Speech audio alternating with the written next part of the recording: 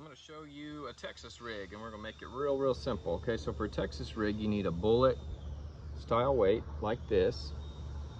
I'm just noticing that this weight is clogged up with something. So you need a bullet style weight, and you need a worm hook. Don't put lead in your mouth. And you need worm hook like that.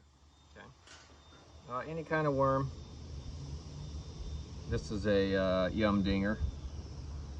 And then I'm going to use a bead. It's not totally necessary, but I'm going to use a bead as well. Okay, so you take your line here, and you want to put the line through the nose of the bullet. Wait. Oh boy, that thing might be too clogged.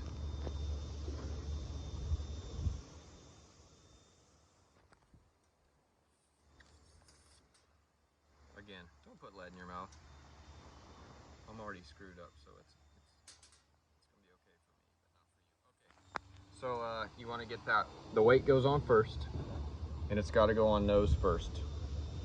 Okay, because you're going to be dragging this back to you, and you want this to look like the head of a worm or fish or something. Okay. I'm going to put a bead on. You can skip this step if you don't have a bead, because it doesn't make that much of a difference. Then I'm going to put the hook on, and I always put the line on the hook side of the eye. Okay. And I'm just going to tie whatever kind of knot. I'm just going to do a cinch knot real quick. So again, I put my thumb through there. I wrap that around there 7 or 8 times. Put it back through the hole.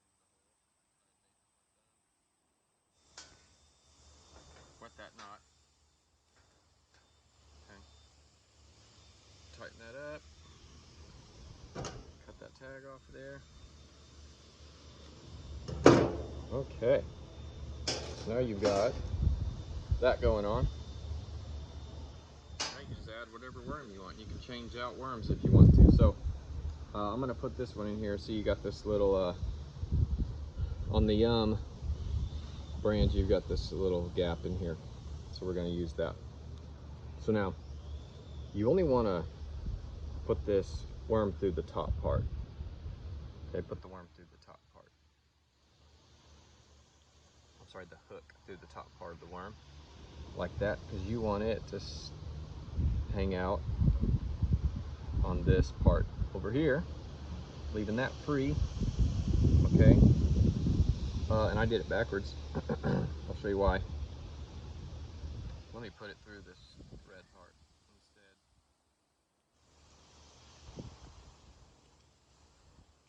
Okay, through that red part instead. And then spot on the worm can be where your hook lays and hides. Isn't that awesome? Okay, and I didn't do it the right length, but